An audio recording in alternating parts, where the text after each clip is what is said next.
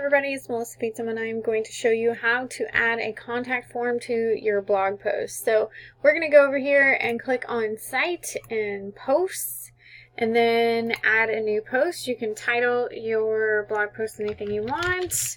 And then we're going to go down here, and let's say you did something on fundraising and you had a whole post and blah blah blah, and then you wanted to add a contact form. So you can actually click on this, hit contact form, and then you've got a name and email, and maybe you want to change this to cell phone number, and click on this and just let them text, and that's gonna allow them to just enter it. And you can either require that or not.